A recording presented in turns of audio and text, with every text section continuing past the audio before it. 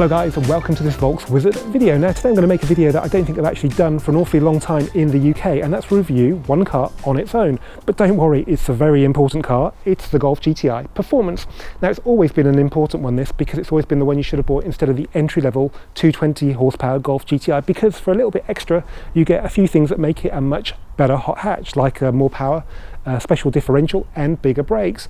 But it's even more important now because until the TCR model joins the range in late 2018, this is actually the only Golf GTI you can buy. So I thought I'd make this video and explain why I think this is actually the best hot hatch on the market today. Okay, let's start by having a look around the outside of this Mark 7.5 Golf GTI Performance. So let's talk about the colour first. On the 7, the grey was carbon steel grey. This is called indium grey, so there's a whole new range of colours for the 7.5. This is one of the optional 535 or thereabouts colours, and I think it looks great. It's not particularly different to carbon steel grey, but I can't think of a grey that could look any nicer than this. It reminds me of Daytona grey, which was pretty much as good as you could get. Now, being a 7.5, most of the changes are lights, bumpers and interior. So let's get the front out of the way on this one. Big one for me is that the front assist radar has gone from down here. It used to look really ugly, plus it was prone to damage. They put it behind the Volkswagen badge now, which is very clever. Then they've redesigned this area a bit. Now this is a bit bolder and looks a bit like Club Sport S Edition 40, but you do actually get a fog light and a cornering light, which you don't get on those models. The headlights are distinctly different because this red stripe now flicks up into each lens. On the 7s, it's just a red stripe across the bottom.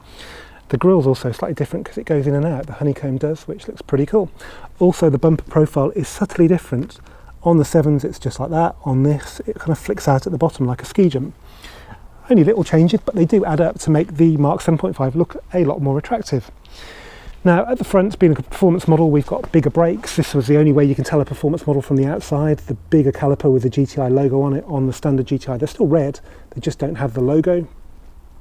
This car's got two options, one you can see here, one you can't. So this car's got 19-inch Brescia wheels, about 900 quid, and yeah, they look great, 19-inch. You do need to have dynamic chassis control though, because the ride is awful without it on these bigger wheels, and this car's got that. 850 quid for the adaptive suspension, and it does broaden the appeal of the car. It's £2 for the two on a 30 grand car. It's not really a lot, and it does make the car a much more attractive package. Now, we shouldn't take for granted 3-doors because they are a dying breed, but you can have the Golf GTI in 3-door. You can also have it in manual as well, which we all know is a dying breed. The Honda Civic Type R, Ford Focus RS are 5-door only. So yeah, if you want a 3-door, buy Golf. Better car anyway. Let's just flick the hazards on. And the reason we're doing that is because one of the 7.5 changes is to give a Golf dynamic indicators, which they've nicked from Audi when they weren't looking. So that's pretty cool. There aren't many other changes at the back. Again, the diffuser's a little bit bolder. The exhaust pipes are absolutely massive actually, and a lot of it sticks out as well. On the Club Sport S, they're just as big, but you don't see sort of half of this bit. So if you like big exhausts, this is the car for you. Or if you like a car that looks like a wheelbarrow, this is also the car for you. Okay, let's have a look inside. So as you can see, there's not an awful lot of difference really. We've still got tartan, it's no extra cost. There is another fabric being introduced for 7.5 that I can't remember the name of right now, but I'll put a picture of it up on the screen now. And that's about £1,000, which I guess if you have a problem with Scottish-based seat fabrics is the one to go for, but it's quite a lot of money for another sort of cloth trim, which probably won't be reflected in its resale value. Biggest changes though are standard fit of navigation. We've also got gesture control head unit now, which is a lot nicer, to be honest. It's probably nicer, this standard fit, than it is the Discover Pro that was a lot of money in the 7s. So yeah, it's really cool. Heated seats as well. Two little options that make the car much more attractive to people and are almost impossible to retrofit. So well done, Volkswagen. To me, it's almost perfect as standard, this car, which I don't say very often. The other big change over 7 is that we've now got the active info display. So instead of manual gauges, we've got this TFT screen with a virtual representation of gauges. You can't mess around with them like you can on the Audi virtual cockpit, where you can make them bigger or smaller. They are what they are, but you can have the navigation in the middle if you press the buttons right, and probably press OK maybe. Yeah, so navigation in the middle. Now on an Audi, you can have that from the left to the right with the gauges shrunken down to like probably about a fifth of the size they are now, which is really cool for navigating. And you can also have it on the screen here. Unfortunately, with this model, you can't. Now, I'm not sure if you can pay extra for the navigation system and have both the navigation there and there, but on this standard version, it's slightly disappointing, to be honest. But hey, it's free, you're not paying any extra for it, so at least they didn't make it an option like they have done, I think, on the Polo. So it's pretty much standard Mark 7 Golf fare, which is no bad thing. There's lots of room for 5 adults. It's all very well put together. There's lots of storage with deep door pockets, a very deep glove box as well, and a nice little bit of storage here, 2 bottles or cup holders here. We've even got this centre armrest, which has got a deep hole in it, and under-seat lockers, which seem to be vanishing from some cars now. But a Golf GTI should not all be about practicality, so without any further ado, let's go and drive the Golf GTI Performance on some wonderful British B roads.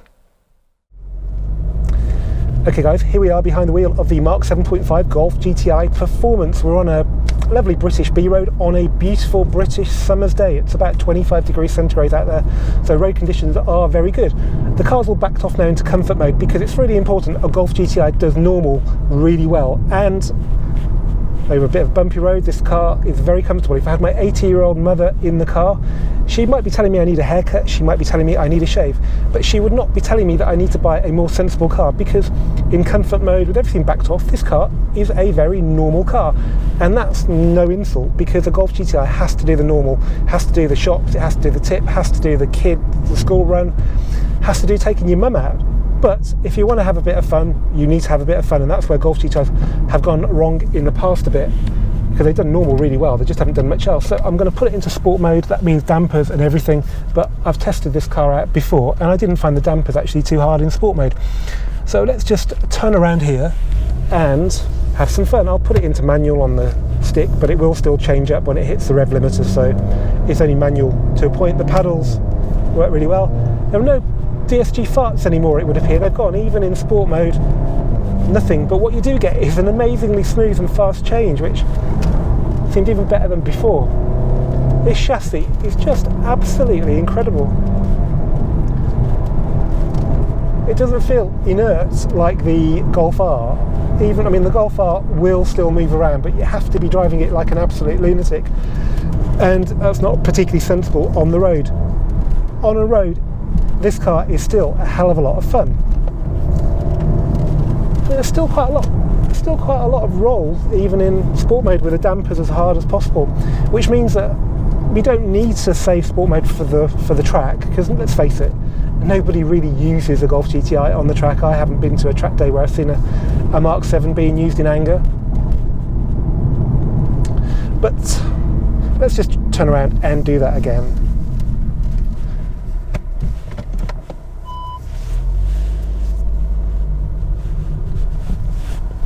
Okay, so we've recce'd the road, conditions are good, there's not an awful lot going on, there are very few junctions.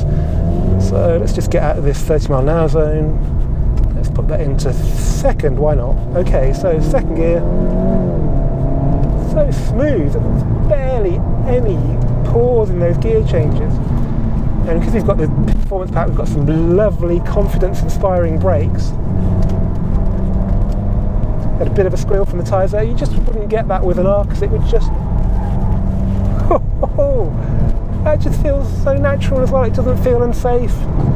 We're not even breaking the speed limit really. We're on Pirelli tyres, and yeah, they feel alright. It does move around a lot, and that's what you don't get with the R. It's just completely planted, which is a bit boring really.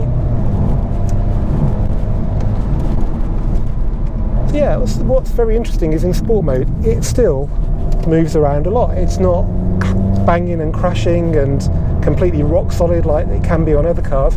It's actually still really compliant, and you know, I think I'm going to carry on driving it because I can't feel any of this rutted surface here at all. So yeah, we're in sport mode, but it doesn't really seem to transform the car an awful lot. There's no like over revving on the changes or anything like that. So, onto the brakes. I mean, I know a Golf GTI in DSG is a bit, well, it's not exactly in keeping with what a Golf GTI is about, but it is still a whole lot of fun, especially when it changes gears so beautifully. So we're in third, probably in second.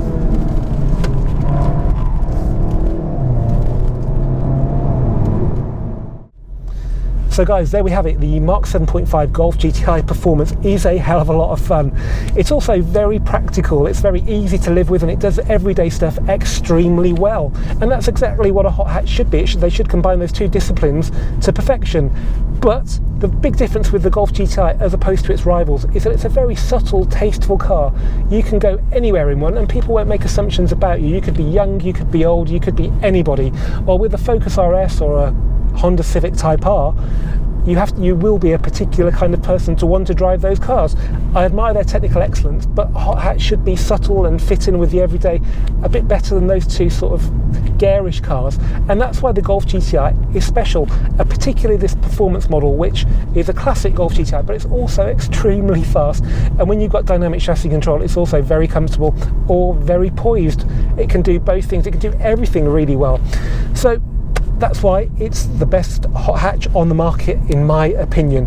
Anyway, I hope you've enjoyed this Volkswagen video. If you have, give it a thumbs up, do subscribe for more, and I'll see you for the next one soon. Cheers.